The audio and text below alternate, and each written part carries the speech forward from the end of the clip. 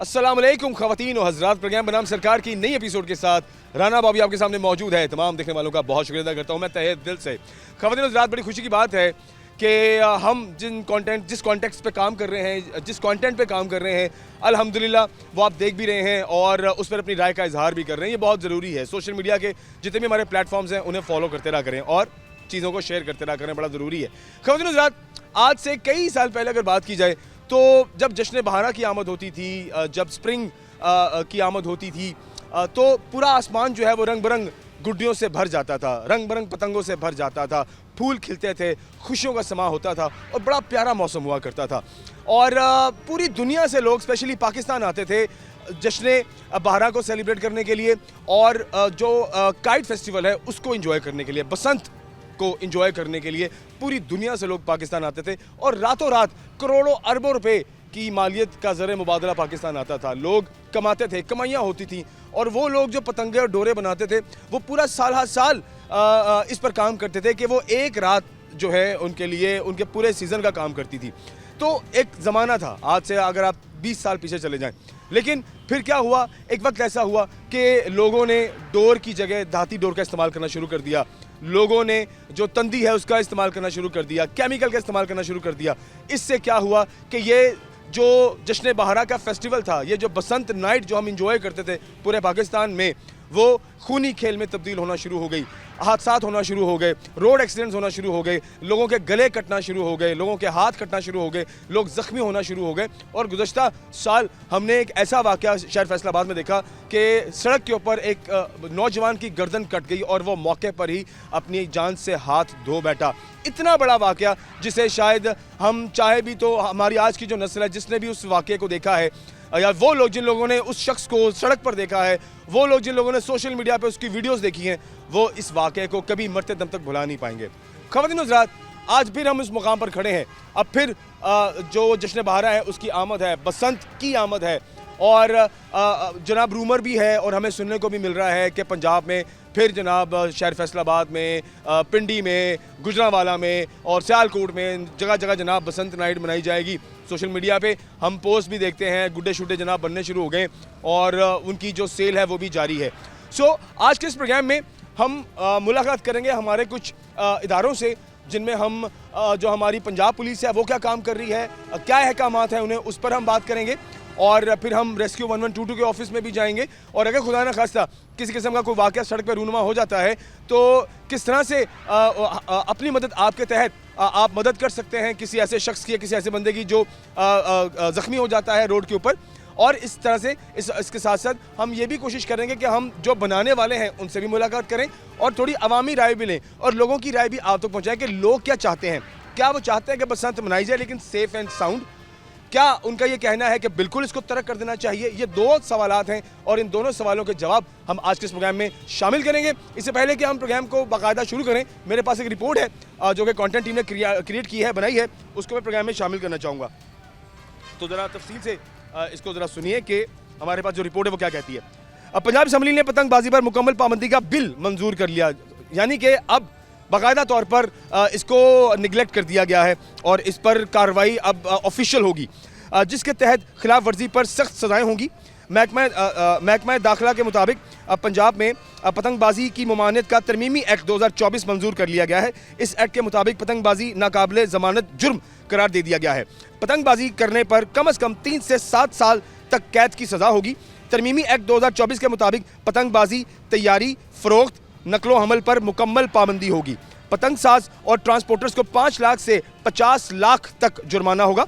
पाबंदी का इतलाक पतंगों, धाती तारों, नायलॉन की डोरें, तंदी और पतंगबाजी के मकसद के लिए तेज धार मांझे के साथ तमाम धागों पर होगा। एक्ट के मुताबिक पतंग उड़ाने वाले को 3 से 5 साल तक कैद, 20 लाख रुपए जुर्माना ये दोनों होंगे। महकमा दाखिला का कहना है कि पतंगबाजी में मुलव्वस बच्चे को पहली बार 50,000 रुपये जुर्माना होगा और दूसरी बार इससे भारी भरकम जुर्माना और सज़ा भी हो सकती है। ख़वातीन और हज़रात, ये एक इम्पॉर्टेंट बात है कि अब तो बाकायदा सज़ाएँ भी होंगी, अब तो बाकायदा जुर्माने भी होंगे। और आपने रिपोर्ट में ये सुन लिया है कि धाती डोर, तंदी, मांझे वाली डोर, इस किस्म की कोई भी चीज़ या जो पतंग बनाने वाले हैं, अगर कहीं भी इनमें से कोई भी चीज़ समझ में आती है या आप पकड़े जाते हैं तो आपके खिलाफ कार्रवाई है, जुर्माना है और सज़ा भी है। सो आइए बढ़ते हैं, आज के प्रोग्राम में शामिल करते हैं चीज़ें और देखते हैं कि इदारों का क्या कहना है, क्या अहकामात हैं और किस तरह से पतंगबाजी को फैसलाबाद में कंट्रोल किया जाएगा। आइए आगे बढ़ते हैं। ख़वातीन हज़रात, फैसलाबाद में जिस तरह से हर साल बसंत की आवाज़ होती है और पंजाब गवर्नमेंट की जानिब से सख्ती की भी बात होती है और पंजाब पुलिस जिस तरह से तमाम इलाकों में सख्ती रखती है और जगह जगह कार्रवाइयाँ हो रही होती हैं और हम देखते हैं कि जो बसंत की रात जो भी उसकी डेट कॉल होती है तो थाने और कचहरियाँ लड़कों से और जनाब उनके लवाहिकीन से भरे होते हैं, ठीक है, और जेलें भी भरी होती हैं। इसका मुस्तकिल एक हल रिक्वायर्ड था जो कि पंजाब गवर्नमेंट ने इस बार जनाब एक्ट 2024 के तहत एक अब बाकायदा लागू कर दिया है और इस पर बाकायदा अब आपको जुर्माने भी होंगे, आपको सज़ाएं भी होंगी और जुर्माने भी छोटे मोटे नहीं हैं, अच्छे खासे जुर्माने हैं, अच्छी खासी सज़ाएं हैं और ये नॉन बेलेबल ऑफेंस है, नाकाबिल ज़मानत ऑफेंस होगा, ये बात ज़हन में रखिए। सो अभी मैं मौजूद हूँ जनाब शेख शुएब अहमद साहब के साथ, ये SHO थाना गुलाम मोहम्मदाबाद हैं और क्योंकि ये एरिया गुलाम मोहम्मदाबाद का ऐसा है जहाँ पर शहर फैसलाबाद में सबसे ज़्यादा पतंगबाजी गुज़श्ता सालों में होती रही है। ऑल दो कि कार्रवाइयाँ भी होती हैं, लेकिन इस साल भी अल्लाह करे कि जिस तरह से अब ये सज़ाएं और जुर्मानों की कॉल है, पूरी उम्मीद है कि प्रॉपर तौर पर इस पर काबू पाया जाएगा। तो सर से बात करते हैं। सर कैसे हैं, ठीक ठाक है सर? जी बहुत शुक्रिया जी। अच्छा सर, इस साल भी अब बसंत ज़ाहिर है आवाज़ होती है और इस पर कार्रवाइयाँ भी चल रही होती हैं पंजाब गवर्नमेंट की जानिब से। अब तो बाकायदा एक्ट जारी हो गया है, रूल पास हो गया है और बिल पास कर दिया गया है कि अब तो मुस्तकिल सज़ाएँ हैं, बड़े जुर्माने हैं और नॉन बिलेबल ऑफेंस है। क्या इस बार इक़दाम हैं इस स्पेशली सारे मामले में? जी बहुत शुक्रिया जी। सबसे पहले तो आपका शुक्रिया है कि पब्लिक अवेयरनेस के लिए और ये आपने जो प्रोग्राम शुरू किया है इसको मैं अप्रिशिएट करता हूँ। और इसके अलावा जो इस दफ़ा बसंत है उसमें जो कानून में कुछ थोड़ी बहुत कमज़ोरी थी वो इस दफ़ा पंजाब गवर्नमेंट ने उसको बिल्कुल दूर कर दिया है। इसमें सज़ाएं जो हैं वो बढ़ाई जा चुकी हैं और जो जुर्माने हैं वो भी बहुत ज़्यादा हो चुके हैं। जी बिल्कुल।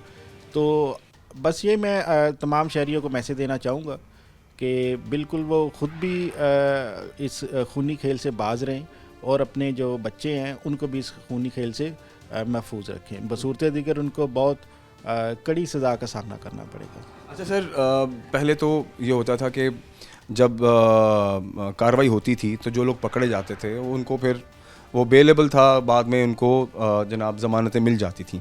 इस बार तो नॉन बेलेबल ऑफेंस है, तो जो पकड़ा जाएगा उसको उसके लिए क्या ट्रीटमेंट है पंजाब गवर्नमेंट की जानिब से, काइंडली ज़रा तफसील से बता दीजिए। देखिए जी, इसमें जो पतंग उड़ाने वाला है उसके लिए 3 से 5 साल तक की सज़ा हो चुकी है और इसके अलावा 20 लाख रुपए तक जुर्माना है। ये जो पतंगबाज है? जी बिल्कुल, या दोनों सज़ाएँ हैं। और इसके अलावा जो पतंग साजी करते हैं, जो मैन्युफैक्चरर्स हैं या जो ट्रांसपोर्टेशन करते हैं, इसकी नकलो हरकत करते हैं, तो उनके लिए 5 से लेके 7 साल तक की सज़ा है और इसके अलावा 50 लाख रुपए तक जुर्माना भी है, या दोनों हैं। तो मैं ये मैसेज देना चाहूँगा कि तमाम लोग जो हैं वो इस खूनी खेल से बाज रहे। जी अच्छा सर, पंजाब गवर्नमेंट की जानिब से तो अहकाम जारी हो गए, रूल पास हो गया, अब आप अपने इलाके में ये अमन व अमान को बेहतर रखने के लिए और स्पेशली बसंत की रात या बसंत का दिन या जो भी इस दिन त्यौहार में जो नकलो हरकत होगी, इसको आप कंट्रोल करने के लिए आपने क्या क्या इक़दाम सोचें? देखें जी, इसमें एक तो हमने आगाही मुहिम शुरू की हुई है। तमाम शहरियों जो हम मुख्तलिफ़ चौक्स में मुख्तलिफ़ रोड्स पे खड़े होकर करते हैं, इसके अलावा जो सेफ्टी वायर होती है उसके लिए हम उसकी तशहीर भी करते हैं और फ़िज़िकली ख़ुद भी जितना मुमकिन हो लगवाते हैं। तो आज भी हमने सर्च ऑपरेशन किया है जो बसंत या पतंग साजी के हवाले से जो बदनाम इलाका है मदनपुरा में हमारा सर्च ऑपरेशन हुआ है, उसमें हमने कुछ लोगों को जो है वो हिरासत में भी लिया है।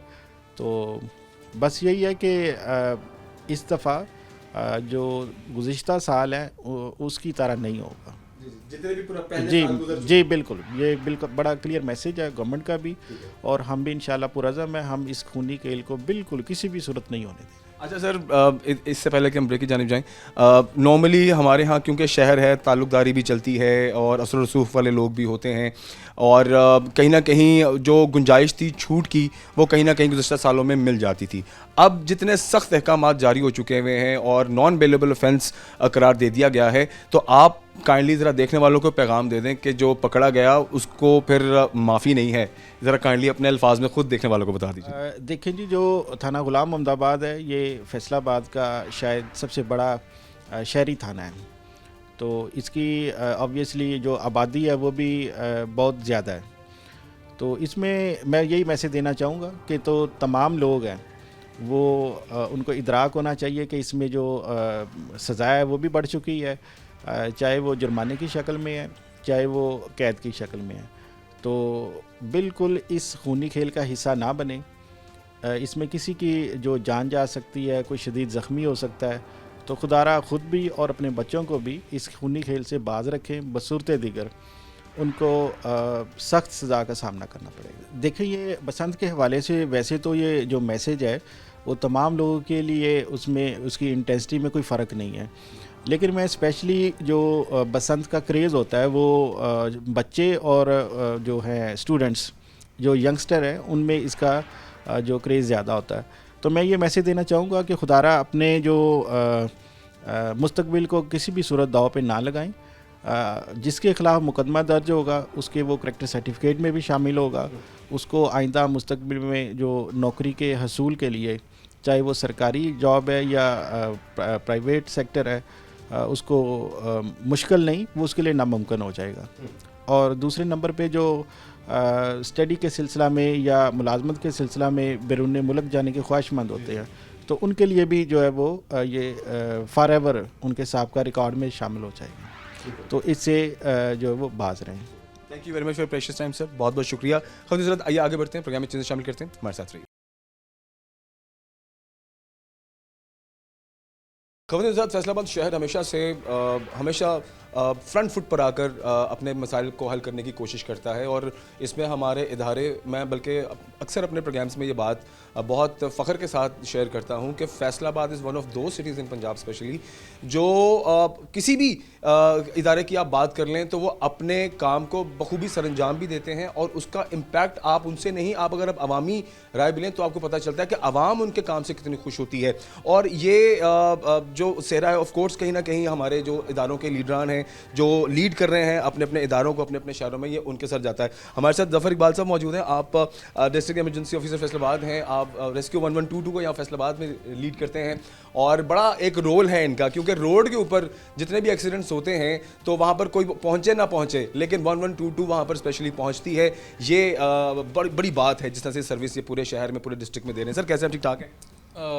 बिस्मिल्लाहिर्रहमानिर्रहीम, अस्सलाम वालेकुम, थैंक यू बच्ची, I am fine. Sir long time no see, बड़े अरसे बाद आपसे मुलाकात हो रही है।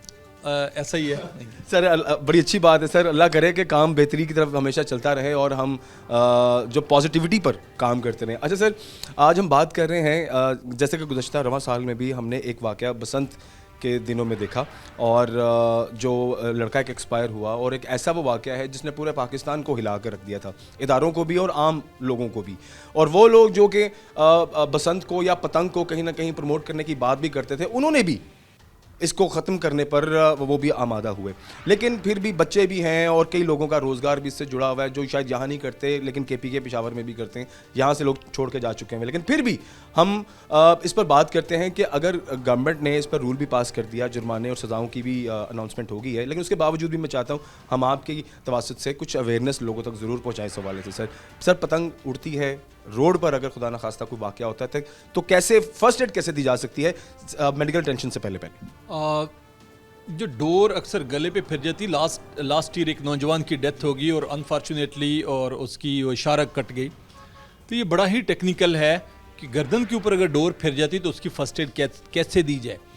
तो रेस्क्यू पूरे पंजाब में और पर्टिकुलर फैसलाबाद में हमारी ट्रेनिंग टीम्स हैं जो हम ट्रेनिंग देते हैं। तो मैं तो चाहूँगा लोगों को, मैं ये दावा देता हूँ कि वो आएँ हमसे ट्रेनिंग लें, उसमें नौजवान आएँ वो ट्रेनिंग लें कि अगर खुदा न खासा कहीं पे कोई हादसा इस तरह का हो जाता है या अदर देन दिस भी, तो उसमें वो कैसे फर्स्ट एड दे सकते हैं और कैसे जान बचा सकते हैं।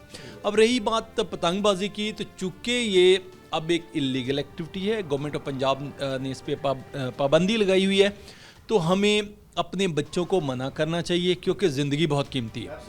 अगर हम अपने ज़रा सी तफरीक के लिए गुड्डी उड़ाते हैं, पतंग उड़ाते हैं और उसमें वो जो दाती डोर इस्तेमाल करते हैं, ये वो तंदी प्लास्टिक की केमिकल डोर है, तो वो गले के ऊपर फिरती है और किसी की जान चली जाती है, तो मेरे ख्याल में ये एक बहुत बड़ा क्राइम है। तो हमें इसको अवॉइड करना चाहिए, अपने बच्चों को मना करना चाहिए। अच्छा सर, रूमर है और सुनने में भी आया है कि जो वाक़या पिछले साल हुआ, लोगों का ये कहना है कि अगर उसको फौरी तौर पर मेडिकल अटेंशन मिल जाती हादसे के बाद तो शायद वो बच सकता था। आपने इस वाक़े को बड़े करीब से देखा है, आपने सारी सूरत को भी देखा है, काइंडली बताइए कि क्या वो पॉसिबल था और क्या ऐसा पॉसिबल हो सकता है?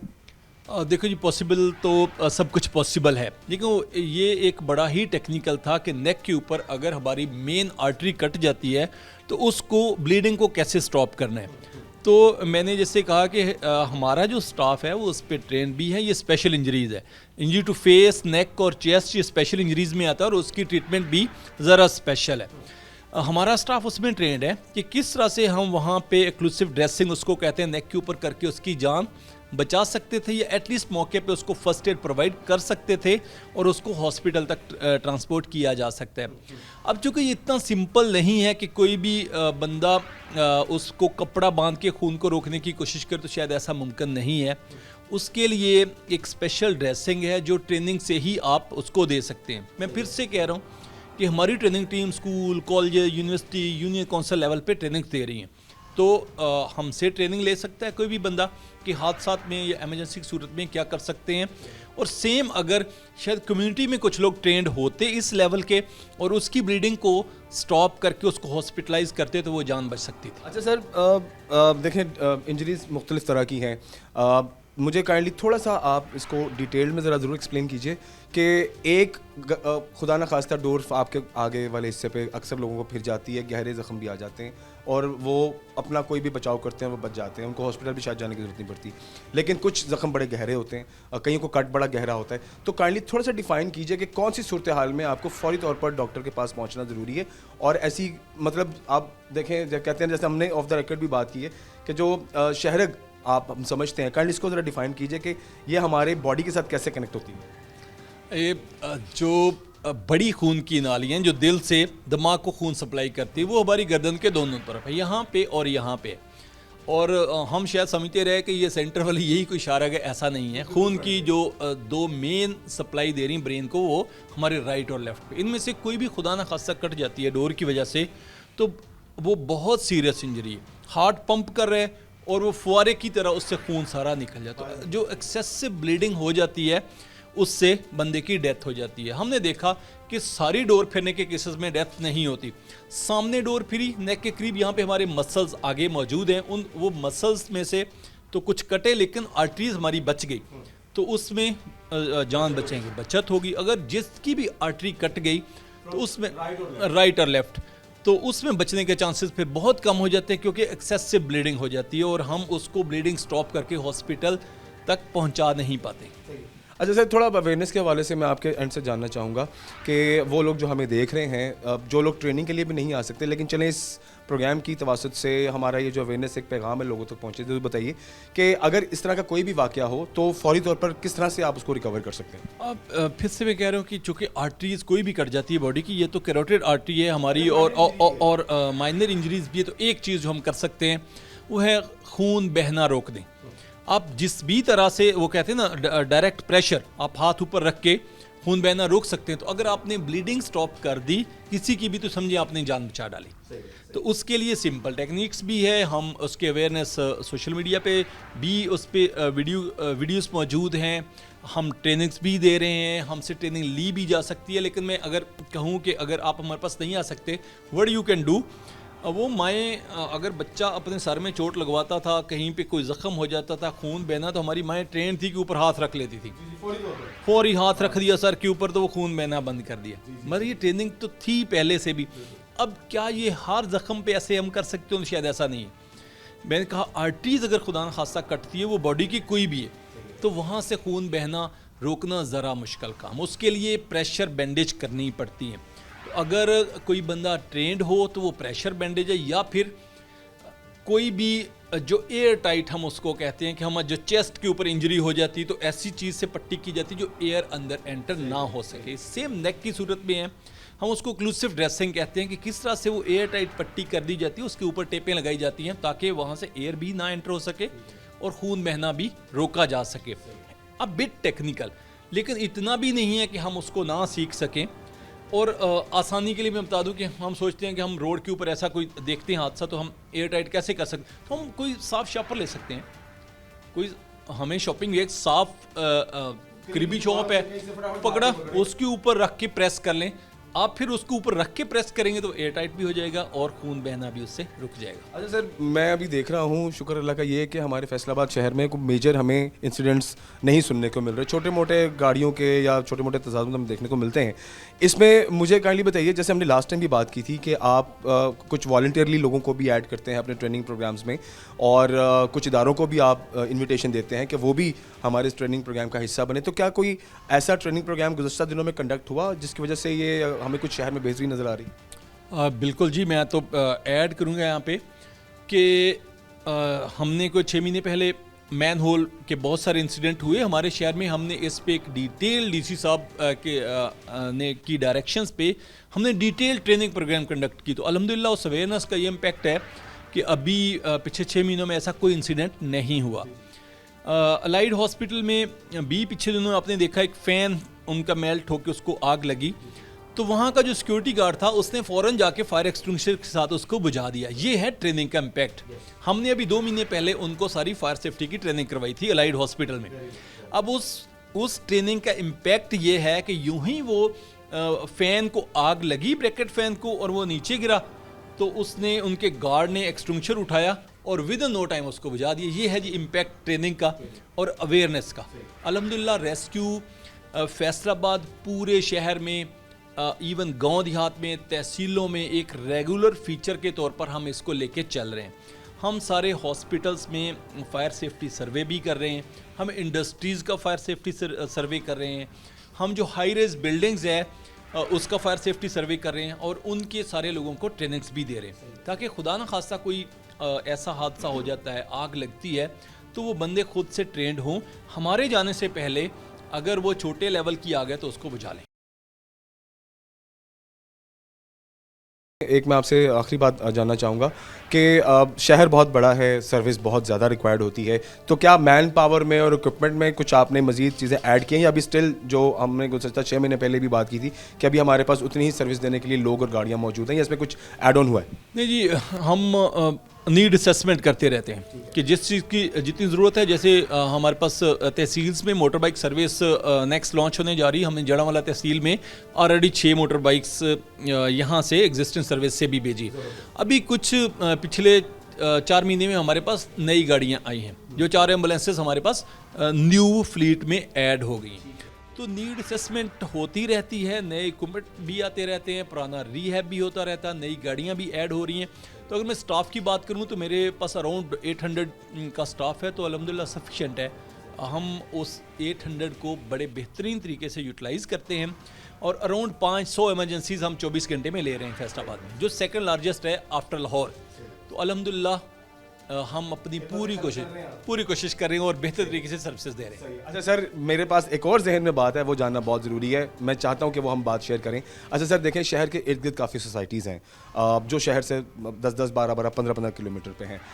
क्या कोई ऐसा प्रोग्राम आने वाले दिनों में हम एक्सपेक्ट कर सकते हैं कि जो सोसाइटी के अंदर काम करने वाले लोग हैं, खुदा न खास्ता वहाँ पर कोई किसी किस्म का वाक़या होता है तो उनको भी ट्रेनिंग प्रोग्राम वहाँ के किसी 1-2 बंदों को, 3 बंदों को दिया गया हो, तो ताकि जो आधा घंटा पौना घंटा अगर 1122 की सर्विस को पहुँचने में लगना है तो तब तक कुछ चीज़ें और उसे आप संभाल लें आप उस सूरत हाल को, क्या कुछ ऐसा प्लान है? बिल्कुल जी, लास्ट टाइम भी जैसे कुछ प्राइवेट सोसाइटीज़ में भी इंसिडेंट हो गए थे। मैन होल इंसिडेंट, बेचारा वो उसमें मैन होल में उतरा है जिससे पॉइजनस गैसेस से उसकी डेथ हो गई है, उनको ट्रेनिंग करवाएगी। और नेक्स्ट मंथ इंशाल्लाह हम दोबारा से डिस्ट्रिक्ट एडमिनिस्ट्रेशन एक प्रोग्राम कंडक्ट करने जा रही है। एक बड़े लेवल पे हम ट्रेनिंग्स देंगे जिसमें प्राइवेट सोसाइटीज़ के लोग भी आएंगे कि किस तरह से आप जो अपनी सीवरेज लाइन है, सीवरमैन सेफ्टी किस तरह से रख सकते हैं, हम उनको भी ट्रेनिंग देंगे क्योंकि जान सारी कीमती है। एवरी लाइफ मैटर्स कि खुदा न खासा वहाँ पे भी कोई बंदा अगर कोई गटर की सफाई के लिए उतरे तो उसकी डेथ ना हो जाए। अगले महीने में हम इंशाल्लाह दोबारा से training. Thank you very much sir, बहुत शुक्रिया फॉर प्रेशियस टाइम। खवातीन हज़रात आइए आगे बढ़ते हैं, प्रोग्राम में मज़ीद चीज़ें शामिल करते हैं, हमारे साथ रहिए। खवातीन हज़रात, फैसलाबाद शहर को कैसे सिक्योर रखा जा सकता है, इस हवाले से शख्सियात से मुलाकात का सिलसिला जारी है। और जिस तरह से प्रोग्राम के आगाज़ में हमने बात की है कि आज का प्रोग्राम स्पेशली डेडिकेटेड है पतंगबाजी पर, और जिस तरह से पंजाब हुकूमत ने अब एक सख्त एक्शन ले लिया है कि 2024 का जो नया एक्ट जनाब जो बिल पास हुआ है उसके अंदर जो पतंग साज होंगे उनको 5 से 7 साल की सज़ा, 50 लाख रुपए जुर्माना या दोनों होंगे। जो पतंग बाज है उसको 3 से 5 साल की सज़ा, 20 लाख रुपए जुर्माना या दोनों होंगे। और अगर जो टीन एजर्स, जो बच्चे अगर पकड़े जाते हैं, अगर एक दफ़ा में पकड़ा जाए तो 50,000 रुपये, और अगर दूसरी बार पकड़ा गया सेम जो पतंगबाज है तो उसे तकरीबन 1 लाख रुपए तक का जुर्माना होगा। और ये नॉन बेलेबल ऑफेंस है, मतलब नाकाबिल ज़मानत ऑफेंस है। इस हवाले से शेख इजाज़ अहमद साहब हमारे साथ मौजूद हैं। आप कोर्ट्स एडवोकेट तो हैं ही, सारा फैसलाबाद जानता है, आप फॉर्मर MPA फैसलाबाद हैं, ये भी हमारा सारा रीजन, हमारा सारा पंजाब जानता है माशाल्लाह से, और इनफैक्ट नेशन वाइड ये सर्व कर रहे हैं कई सालों से, तो जानते हैं लोग इन्हें।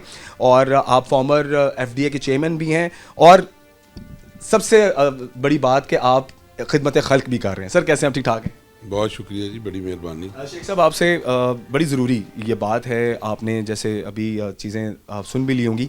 सर ये एक्ट तो बन गया और नॉन बेलेबल ऑफेंस है। मुझे काइंडली ये बताइए कि जो शख्स, खा वो पतंगबाज है खा वो पतंग साज है, अगर वो पकड़ा जाए और जो ये एक्ट पास हुआ है, क्या इसमें कहीं कोई फ्लेक्सिबिलिटी की गुंजाइश होगी?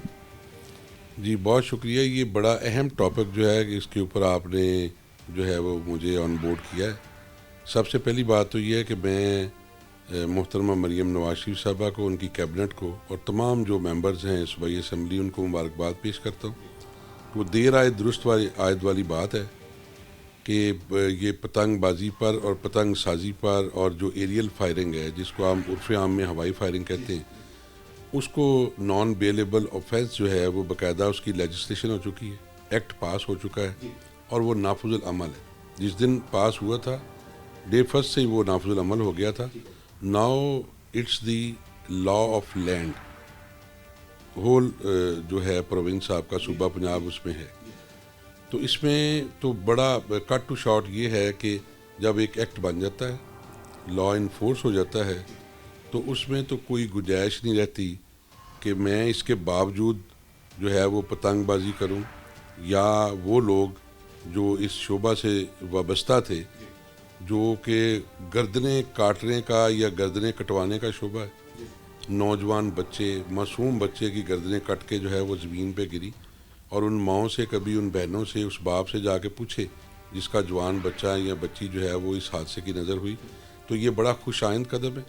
और ऐसी वो तमाम खेलें, ऐसी वो तमाम तफरीही चीज़ें जिनसे इंसानी ज़िंदगी को खदशा हो और ख़तरा हो, मौत का ख़तरा हो, उनको जो है वो लेजिस्लेशन के ज़रिए ख़त्म करना ये हुकूमत वक्त की ज़िम्मेदारी है, जो कि पंजाब गवर्नमेंट ने निभा दी है। और अब जो है वो मेरी अपील भी है ये आपके चैनल के तवज्जुह से कि एक सख्त सज़ा जो है वो तजवीज़ कर दी गई है।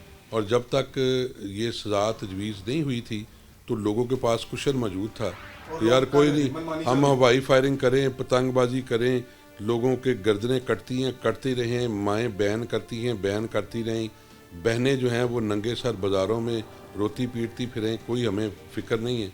लेकिन जब अब स्टेट ने ये रिस्पॉन्सिबिलिटी पूरी कर दी है तो बतौर सिविल सोसाइटी और बतौर नेशन ये हमारे ऊपर अब लागू होता है कि हम इस कानून की पूरी तरह पासदारी करें और अपने बच्चों को बचाएं इस कभी फेल से।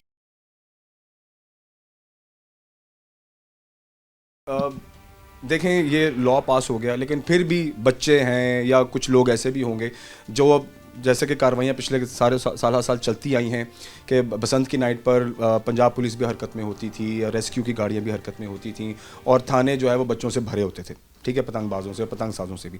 तो अब एक्ट पास हो गया, अल्लाह खैर रखे, लोग इस पर अमल भी करें और डरें और ना ये करें, लेकिन फिर भी ये सिलसिला है, कहीं ना कहीं पकड़ तो होगी, कहीं ना कहीं पतंगबाजी भी हो रही होगी, कहीं ना कहीं कुछ ऐसे लोग शुगल के तौर पर भी करेंगे।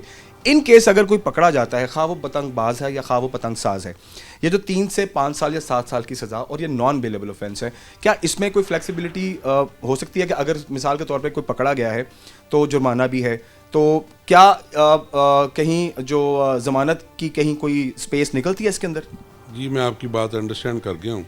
देख रहे हैं कि FIR होती है, उसमें फ़र्ज करें हम को एक्यूज़ड है, जिसे आप हमराई मुलज़म कहते हैं, ए जो है वो फायरिंग करता है, उसके फायर से एक बंदा जो है वो अल्लाह को प्यारा हो जाता है, उसकी तो सज़ाए मौत है। और एक बंदा वो है, अगर उसने उसको पकड़ा हुआ है तो उसकी और सज़ा है, अगर वो मौके पे मौजूद है उसकी और सज़ा है। ये एक को इंसिडेंस है।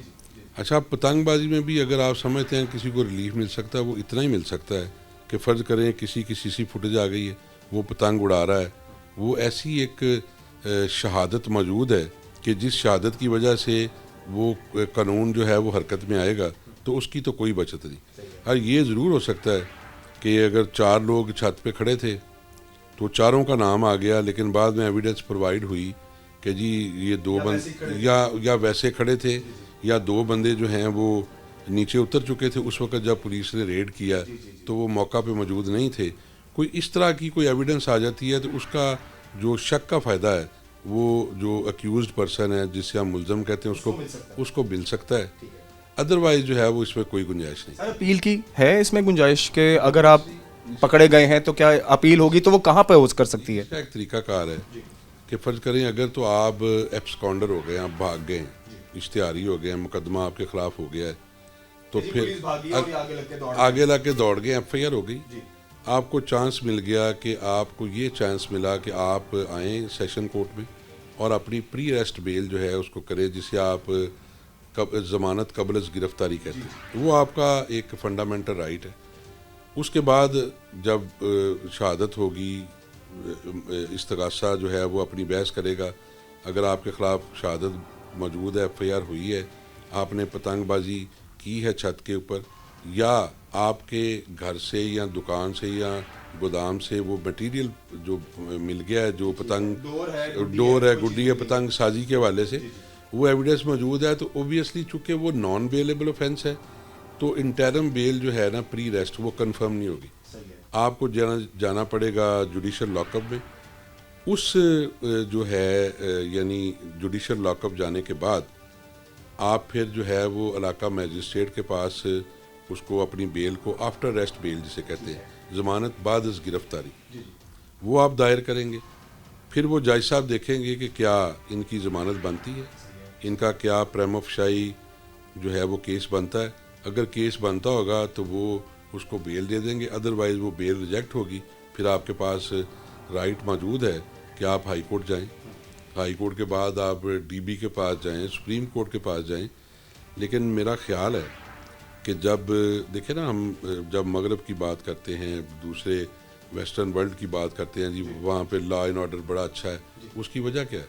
उसकी वजह इन्फोर्समेंट ऑफ लॉ है, पासदारी है कानून। देखें ना, मैं जब सरगोदा रोड पे होता हूँ तो मेरा मजाज और होता है।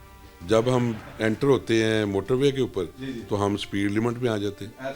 उसकी वजह क्या है? उसको पता है कि जी वहाँ पे जुर्माना सबको होना ही होना। तो अब जब ये लॉ पास हो गया है, एक्ट बन गया है, तो मैं समझता हूँ कि हमें ये गवर्नमेंट को खराज तहसीन पेश करना चाहिए, जिन्होंने बहुत अहम जो है वो जो लोगों के दिलों की आवाज़ थी। देखिए ना, जब तक एरियल फायरिंग जो है, वाई फायरिंग, उसको आप नॉन बेलेबल ऑफेंस डिक्लेयर नहीं करते तो बेलेबल ऑफेंस है। रात को आप फायरिंग करते हैं, अगले दिन चौड़े होकर कचहरी आते हैं, आप अपना श्योरिटी बॉन्ड देते हैं, जिसे उर्फ़े आम या मुचलका कहते हैं, तो आप बाहर आके और चौड़े हो जाते हैं, अगले दिन और करते। और ये आदत थी सर लोगों की, उनको पता है कि पकड़ गए तो अगले दिन यही हाल है। तो हमने एज ए फैशन जो है ना वो चीज़ें अडॉप्ट कर ली थी ना। लोग शादियों के ऊपर लोग जो है वो मेहंदी की रसूमात के ऊपर फायरिंग करते हैं और उसके बाद अगले दिन चौड़े होकर फिरते हैं। फिर आप यकीन माने, हमारी सोसाइटी का अलमिया ये है कि उसी मेहंदी के ऊपर अगर मैं फायरिंग कर रहा हूँ, मेरे पास वेपन है, तो आपकी फैमिली में अगर 5 दिन बाद शादी है तो मेरी बुकिंग हो जाती है कि जनाब साढ़े फायरिंग करना जरा आगे।